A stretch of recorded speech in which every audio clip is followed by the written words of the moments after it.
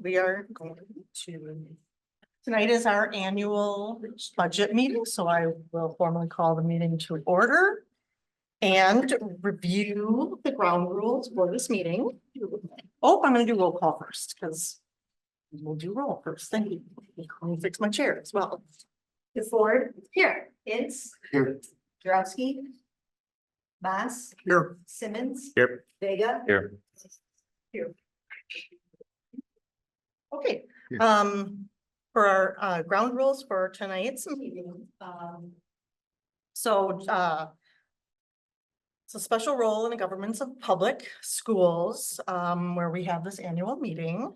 Electors of the schools are allowed to make comments, provide feedback, and vote on items in the annual meeting, specifically the tax levy. And electors are defined as eligible to vote in the district's elections. We hold this meeting usually in the summer or fall. South Milwaukee traditionally holds this meeting in September. And we're going to do a couple quick introductions. Creating a budget is really a team effort. So it's really important to recognize all of those who play a role in creating that budget. Deidre Raymer, our superintendent, Dan Arnold, our director of business services, and then Jen Seeloff, our director of HR and legal services. Also, She's also acting as our parliamentarian. and you are parliamentary. That's a big word. Thank you. Okay. Chairperson. So the annual meeting is also run by an elected chairperson. So we'll do nominations for the chairperson in the next agenda item. And then just some rules of engagement for the meeting. So what was next? Anyone wishing to speak at the designated time should rise and then proceed to the microphone, which is right here. And then you'll be recognized by the chairperson. And then when we're voting on motions, voting should be conducted by either standing or raising your hand. And then those who are United States citizens and of the age of 18 or older and who reside in South Milwaukee for at least the prior 10 days are eligible to vote. Those are the ground rules. And thank you, Dan, for helping kind of organize a lot of this. So right now what we're going to move to item 2, and which is election of a chairperson. So we could have nominations for a chairperson for the annual budget meeting, please. I move to nominate Sophia Williams as chairperson of the annual meeting and close the nominations for chairperson. Okay, and we do a nomination 3 times. So I ask a call again for nominations. Is that a nod for number? Okay, and then the third request for nominations for chairperson. Okay, I'm hearing no others. So then please make a motion. I move to nominate Sophia Williams as chairperson of the annual meeting. I will second that. And Ford. Aye. Ince. Aye. Bass. Aye. Simmons. Aye. Vega. Aye. hi. Okay, it's going pretty smooth. Thank you all. Thank you, everybody, for your patience. Okay, so we're going to move to approval of the annual meeting agenda, which is what we just discussed. So can I please have a motion to approve the agenda? David, could you please do that? I move that the board approve the, I approve that the board approve the annual meeting agenda. Second. And roll. Okay, at this point, we change to the raising the hands. Okay, So okay, so then we can just. aye, if you've lived in South Milwaukee for at least 10 days. Okay.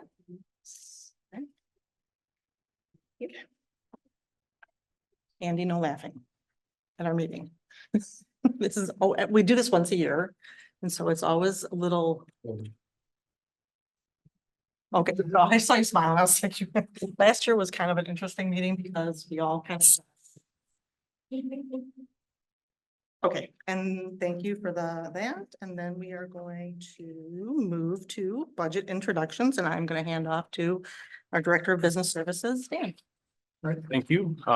Just like Sophia said, for all those in the audience and listening with us online, I'm Dan Arnold. I'm the Director of Business Services with the School District of South Milwaukee. Before getting into the actual numbers of the budget, I just want to introduce the budget in broad strokes, the process for how we get the budget. So as you all know, the School Board of South Milwaukee consists of 7 members, and we meet twice a month with agendas and documents posted online and resources posted online as well. So of course, some months we have more than 2 meetings. It just really depends on the month. But in general, the school board guides the budget process. To help the school board and really the district as a whole guide the budget process, we look at our mission, our vision, and our strategic plan. So the district's mission is that the School District of South Milwaukee act with a relentless commitment to remove barriers so that all students are cared for and learn without exception. This year, we just completed a 5-year strategic plan with 4 main pillars of student experience, employee experience, communication and engagement, fiscal stability, and facility planning. So the goals articulated in that strategic plan really help us orient our budget initiatives and goals. I would also just mention that the budget process takes place throughout the year. This is not the completion of the budget, if you will. So after this, we actually approve the final budget and levy in October as metrics are finalized, and I'll get into that in a bit more detail later. Really, the budget process for the following year begins in December. So this December, we'll actually start the 25-26 budget process, looking at projections.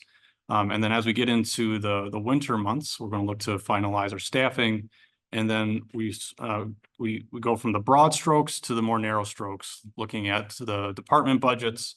And that's when we start finalizing the preliminary budget and get to where we are at today. So all that to say, it's really a process that takes place all year and really ending in June when the fiscal year ends. So the fiscal year starts in July, ends in June. And in June, we publish final revisions to the budget. As budget revisions take place in the school year, the board is notified. We talk about different trends that take place. As you can imagine, different things take place in the school year, which may require budgetary resources. The board is informed. I have discussions about those things, and we change the budget as needed, and then finally change it once in June. So that's the process in broad strokes. I'll turn the table briefly to our treasurer, Augie Vega, just to kind of give a brief report about process and kind of conversations that we've had previously. So Dan and I met last month to go over the budget before we presented it to the rest of the board. And we're also going through auditing at the same time.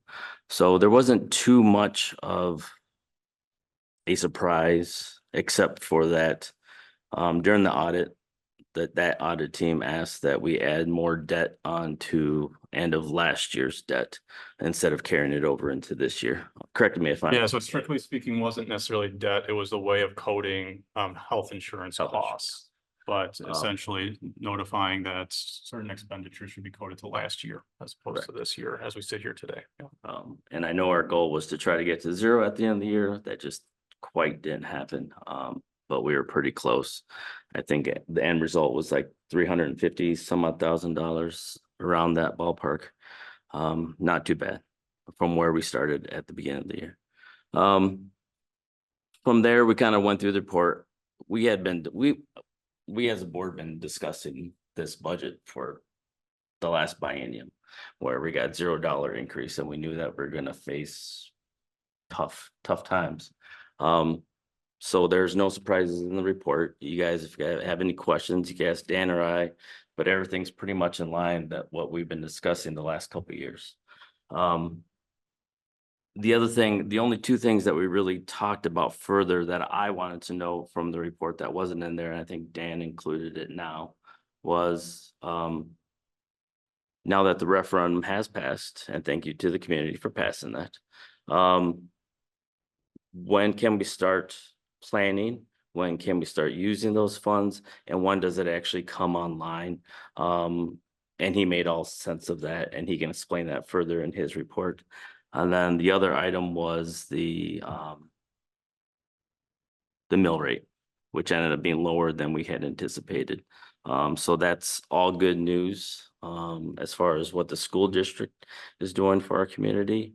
And hopefully the Milwaukee County holds their promise on what they're going to do for taxpayers as well. So that will really put our citizens in a really good spot come our property tax in this December, January. So thank you, Augie. Yeah, and a lot of those things we'll kind of get into a little bit more detail as we go on here. We'll get into some of the goals of the referendum, how that money comes online, and how we're already utilizing some of those funds to meet some of the objectives as articulated in the referendum. And just to talk a little bit about last year, there are some financials reports in this presentation, also in the annual meeting packets. There are packets available for those of you in the audience as well. The packet is online in board book as well, if you'd like to see it there. There are financials from the previous year, this budget and this budget cycle as well. But as you mentioned, Augie, last year we were talking months in advance, even back in April, I want to say, about how the health insurance plan was running hot, if you will. And we wasn't necessarily too much of a surprise with how the fiscal year ended, given how the health plan was running. And that's actually a point that we're going to be talking about next after the annual meeting here, is diving a little bit more into health insurance and specifically with the premiums. So just to add a little bit to Augie's report. So with the 2024 budget session that led up to where we're at today, the biggest variable was the referendum and whether or not that would be passed. And as you can imagine, if it passed, then there would be funding for different initiatives, namely safety, technology, and recurring costs within the district. And if it didn't pass, then it would be likely another year of spending, a deficit spending, and we'd have to look at further reductions. Throughout 23-24, the previous year, we worked tirelessly to leverage every cent that we could to minimize a potential deficit. And we secured a historic transfer service. And whenever we had a vacancy in staffing, we strive to align whatever came next in line with student need and enrollment. So just a slightly different process than what we've done previously, but really trying to leverage everything that we have in order to minimize that deficit. So things to keep in mind, broad strokes, as we sit here today, there are still some variables that to be ironed out with this fiscal year, and that is normal for school finance. So we have the third Friday count of September that comes up third Friday, which is this Friday, the 20th. That plays a key role in the budget process of a school district. And I'll get into that in a bit. Also, the aid certification actually doesn't happen until October 15th. So that's the final number for how much the district will receive in state aid. And that's for every district across the state. That's just what the constraints we have to work in. And so no matter what, school districts across the state are having annual meetings about this time of year, and they all have to acknowledge that we're projecting certain enrollment figures, we're projecting certain aid calculations. And we have the projections pretty locked in, but of course they fluctuate a bit. But as we mentioned earlier, as factors are changed, the board is notified, the budget is adjusted, and we continue to work tirelessly to leverage every grant, every penny that we have in order to be good stewards of the public resources. So after this annual meeting, we get into October after the aid certification is done. We look to finalize the budget with the final metrics that come in from the state. So that's the budget in broad strokes as far as the process is concerned. Now I'd like to actually get into some numbers. So the 24-25 budget is made up of multiple funds. And if you take all those funds together and just look at the expenditure side of the equation, the entire operating budget is some $62 million, $62,316,000. As you can see by this pie chart, the vast majority of the expenditures for the district is staffing. We are a service industry, so as a result, the service that we provide, staffing, drives our expenditures. Salaries is that blue portion of the pie, and then the benefits, that next red portion, it's health insurance, dental, the benefits specifically associated with staff. So 2/3 of that pie is people. And then the next largest piece, that purchase services, that's actually, it's worth noting that a large portion of that is actually factors that we don't really control. So $3.3 million of that golden piece of that pie is open enrollment out payments. 1.3 million of that is voucher payments. So that's students going to private schools within our district. And then we got about $2 million part of that, which is capital improvements. And that's part of the 10-year capital improvement plan that was approved previously this summer, looking at maintaining our roofs, our facilities, making sure that we can continue to hold school in our buildings. So some $62 million, all things told, put together in a broad stroke view, bird's eye view. As we start to drill down a bit, the budget is made up of multiple funds. In this case, I use the analogy of buckets. The largest by far is Fund 10. When you think of a school, teachers, classrooms, supplies, all that is Fund 10, falls within that bucket. All the other funds, so Fund 27 for special ed, 38, 39 for debt, Fund 80 for community service, 50 for food service, either self-sufficient or they receive their revenue from Fund 10. So Fund 50, for example, our food service fund. If you've ever bought a lunch at school, you know you usually pay a fee for that food sale. That makes up the revenue in Fund 50. So Fund 50 is self-sufficient. Other funds like Fund 27, the special ed fund, gets the vast majority of their revenue from Fund 10 as a transfer. So a Fund 10 expense and a Fund 27 revenue. And I'll get into that a little bit later in the presentation.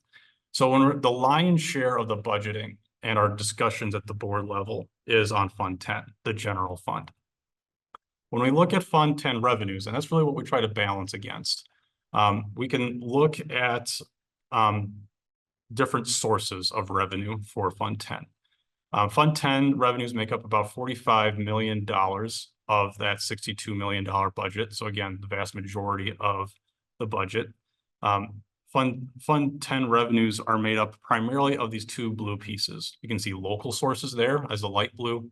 That's property tax is the main driver there, like 98% of that. The dark blue is state aid. So the two blue items, state aid and property tax, fall on what's called a revenue limit. And that revenue limit changes from year to year based off of membership. The rest of it, you can see grants and open enrollments really make up a minority of the budget. They make a difference. I'm not going to say it doesn't, but the ball game of school budgeting, if you will, is in the revenue limits. And that's where I want to spend a little bit of time talking about how that's calculated. Because as the revenue limit increases or decreases, and that will be part of the next state budget process, that blue portion of the pie, the light blue and dark blue, either goes up or goes down. So the revenue limit is calculated by this thing called membership. Every year, the state provides a very complicated Excel spreadsheet where we put in our figures, the state reconciles it essentially, and that sheet is actually finalized in October as well. Membership, this should be noted, is not enrollment. Membership drives the revenue limit formula. It is the main thing to note within the revenue limit formula. So on the third Friday of September, a count is taken of the number of pupils in the district, and that's membership. It's worth noting that it's not enrollment. Enrollment is the number of students in our schools. So if you live in Oak Creek, but you attend school in South Milwaukee, technically you're not counted as a member. That member does not, if you're living in Oak Creek, you're counted as Oak Creek's member, not South Milwaukee's member, even if you attend school here. So the revenue limit formula is focused on how many students live in the district, and that number is taken on a 3-year average. So the number that we are projecting for this year's third Friday count is 2,642, and that's in line with a population study that we had done 2 years ago. This year, we'll likely do another population study just to update our metrics. But just as a point of reference, at that population study, we were anticipating a 5% decrease in overall membership within the next 5 years. So I took that number from that population study, put it in this year's revenue limit formula. And if that number changes, which it will likely not be exactly 2,642, that will have impact on the revenue limit. In short, the more members you have, the more revenue limit you have, the less members, the less revenue limit you have. So The revenue limit formula looks at the membership and actually takes the last 3 years average. So you can see back in 2022, we had membership on Third Friday of 2,702. Last year, 2,677. This year, 2,642. The average of the total membership, summer school counts a bit too, is 2,700 for this year. So that's going to be the main factor that determines our revenue limit as we go into this school year. It's worth noting that just like most school districts in Wisconsin, South Milwaukee is experiencing declining membership. You can see that back in 2016-17, we had over 3,000 members in the district. As we go down to the current day, that's decreased by several hundred. This is a trend that a lot of school districts are experiencing. And as you can imagine, as the numbers decrease, the funding that the state allows for the district decreases with it. That would be okay if you, for example, saw a massive decrease in one grade. But what we see across school districts in Wisconsin is students are leaving at different grade levels, and you can't necessarily reduce a one-to-one teacher, if you will. So as a result, a lot of school districts are seeing fixed costs continue on the same number of roofs, the same number of buildings, and to maintain same number of utility bills, but yet their enrollment and their membership is declining. And thus you can see different school districts opting to go to referendum like we did in April, and as you will see in November for other school districts across the state. Referendum is not the only answer, of course. The state biennium budget plays a key role in the district, in the budgeting of the district. So the state biennium budget, which, as you can tell by the name, runs every 2 years. We are in the second year of the state biennium budget. This year, we know we're receiving a $325 per pupil revenue limit increase. The next biennium is uncertain. So as we get to December, as we start projecting into 25-26, a key question is going to be, how is next year going to play out as far as the biennium is concerned? In the previous cycle, trying to project what this biennium would be, numbers fluctuated quite greatly. We were uncertain as to where the state would make up for the $0 per pupil we received in the previous biennium. And we'll have to see that the next biennium that we're going to enter into the next school year will likely have a little less uncertainty. So we can likely project with some fidelity with that as we get into the winter months. So that's the state biennium. That'll be a huge factor as we go into next year. The referendum that we pass in April is included in this budget. And that's $2 million per year for the next 5 years. So we have $2 million coming online this year. There's also the last year of the 2018 recurring referendum is phasing into this year, and then we'll stop for the subsequent years. The phasing in will stop, that is. So all that to say, the 24-25 per pupil revenue limit amount is $12,470 per member. So just to spend a little bit of time on that referendum. So Augie mentioned this a little bit earlier. So in 2024, we're receiving $2 million. Now, strictly speaking, that is associated with a tax levy, which the district actually receives starting in January, not in total, but receive disbursements throughout the calendar year starting in January. So long as it's received within 24-25, we can actually start spending money. So although that funds isn't coming online, we know with fidelity that it is coming, and therefore we can spend it, we can expense it, if you will, starting now, which is exactly what we've done. We're counting on that money coming. We know it's coming. So therefore we watch our cash flow analysis and we can make purchases. So there's a camera update project underway as we sit here today. Cameras at the high school, new cameras have been installed already, and it's actually ahead of schedule. The team has actually already been able to move on to other schools. And the initial goal was to have the whole district done by the end of the fiscal year, by the end of June. We're ahead of schedule, and hopefully this will continue to work such that we can have it done by the spring. We were able to conduct a traffic study and hire on crossing guards and continue working with the city regarding plans for more permanent measures on 15th Avenue in Rawson. So this is conversations that continue to take place, but funding from the referendum can go to support those initiatives. We increased the technology budget. So one of the key items of the supported line of our referendum was providing a uniform standard of technology throughout the district. The technology department continues to work on a replacement cycle, and now they have the funding to actually maintain that replacement cycle. We're able to hire 3 STEM teachers and expand our career exploration options in the elementary level. These teachers are with the district now, and they are already adding value to the district and to our students in different curriculum exploration options. We also were able to add an above inflationary raise to our staff. And this was specifically useful for students in the, for staff in the earlier ages, specifically teachers in the earlier years of their profession. And we're able to raise their salaries such to be more in pace with the area average. One thing we heard was teachers leaving and that causing an issue as far as retention and continuity for our students. So this was an area where we were able to systematically address as well.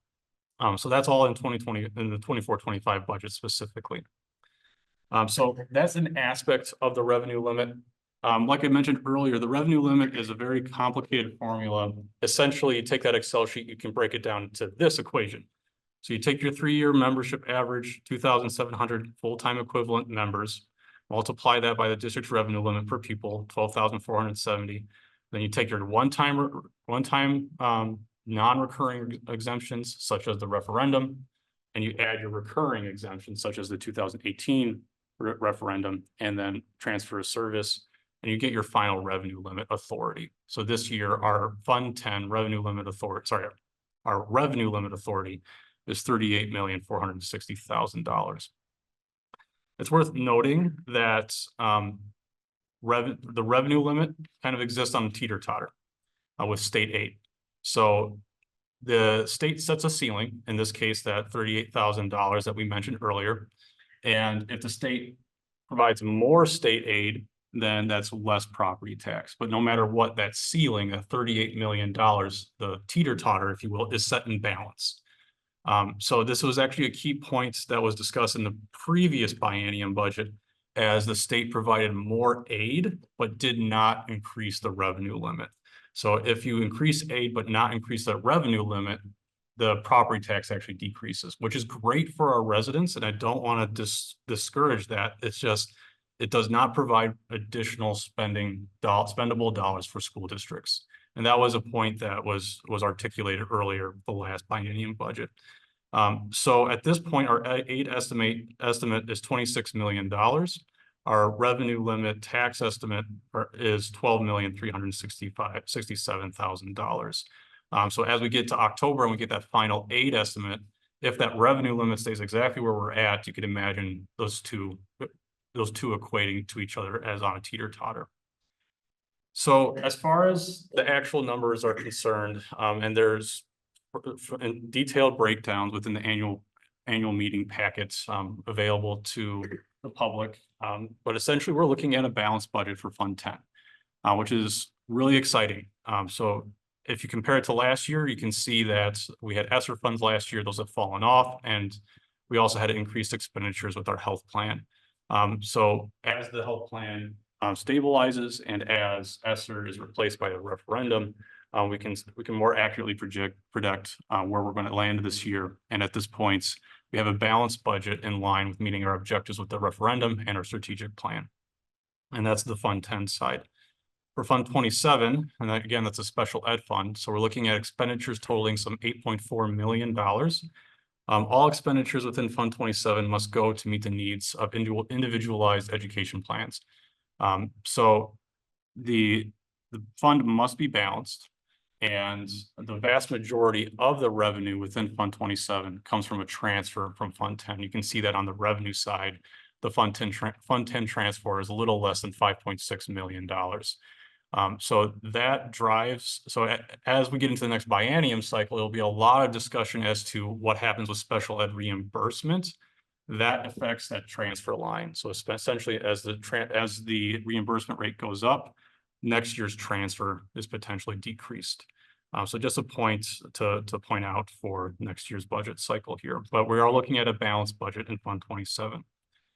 For debt and community service, so we do have a balanced budget in the community service fund in line with also in line with putting aside additional funds for our recreation center, the committee for which we are looking to announce the candidates for our recreation center committee tomorrow.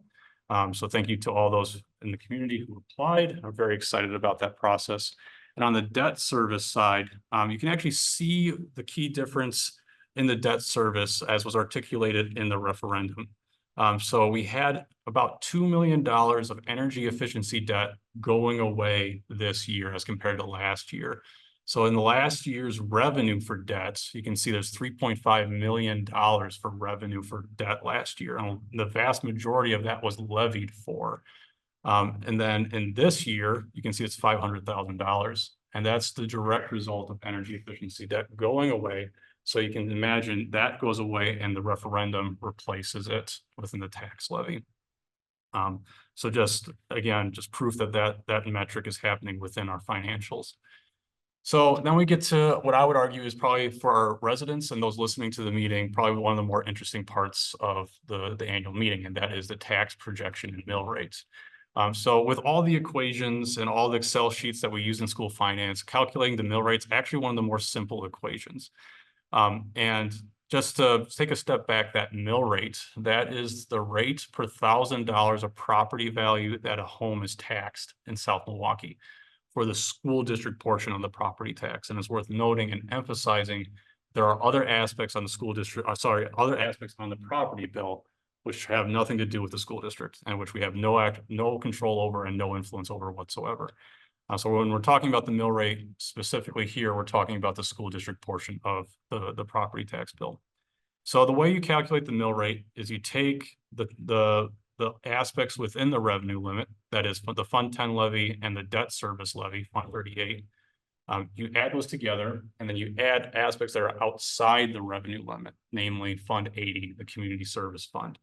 And those three aspects together total about $14 million. And that's the total levy that the school district will receive from the community of South Milwaukee. You divide that total tax levy by the property value, that $1.8 billion figure, and then you multiply it by 1,000, and that's where you get the $7.73 for every $1,000 of property value. So just to talk about how this compares to the projections we saw with the referendum, the key thing to note, and this gets a little complicated, but it bears some explanation. As property value increases, the mill rate is impacted. So what we tried to do with the referendum was control the property value such that we can give a apples to apples comparison in property tax from one year to the next. So in the referendum projections, we noted that property value staying stagnant would lead to a $7.99 property mill rate increase, if you will. If we change that property tax value, it goes to $7.73. But in both scenarios, you can see that the total tax levy remains constant. That's the actual driver for how residents' property taxes are impacted, that total levy. So in short, if the total tax levy goes up, your property tax is likely to go up, regardless of what the mill rate is. The mill rate is more an equation to quantify how much you may be taxed. And just to kind of go into it a little bit more, I'll show you how this practically applies. Essentially, as property value goes up, it's very likely that your home value goes up as well. And as a result, the mill rate should decrease. So I'll get into that in a bit. But the historical mill rate, you can see here, has been going down. Now, like I mentioned earlier, just because the mill rate is going down does not necessarily mean property taxes are going down. The key metric for that is the total tax levy for the community. So as a practical example, so a homeowner of a $230,000 home in the last tax cycle would have experienced a mill rate of $7.95 per $1,000 of property value. That homeowner would have seen a school district property tax impact of $1,828.50. Now, if you're thinking, I have a $230,000 house, that wasn't my tax bill, it's likely a combination of keeping in mind that there are other aspects on your bill, and then also keeping in mind that there's a school tax levy credit applied to everybody's tax bill after the school district portion is calculated. So those two factors change this a little bit as far as what you're practically seeing on your bill. But that that $1,828.50 figure should be accurate. Then, so that same house would experience a 3.3% value increase theoretically from this year to the next year. The average home, if you will see a 3.3% property value increase. So that home goes up in value. With it, the mill rate goes down to $7.73. And their projected property tax for a school district is $1,836.57. So this homeowner would see an $8.07 increase to their taxes before the school tax levy credit. So all that to say that $7.73 mill rate is actually in line with our projections. It's just adjusted with the property value. So all said, the budget for Fund 10 is balanced. We're looking at a mill rate of $7.73 per $1,000 of property value. The budget is going to be finalized along with the final mill rate in October as metrics are finalized from the state. As we look ahead for 25-26, we'll have to continue to look at declining enrollment and how we can meet the needs of students as funding decreases with the declining revenue limit. Fortunately, we have 5 years of consistent, secure funding with the referendum. We have a new state biennium in 25-26, so there'll be a new political cycle to see what exactly bears fruit from that process. And we'll continue to work tirelessly on the referendum initiatives, making sure that our students remain safe, supported, and successful in the years to come here. So at this point, that's my summary of the budget. At this time, I'll turn it over to our chairperson.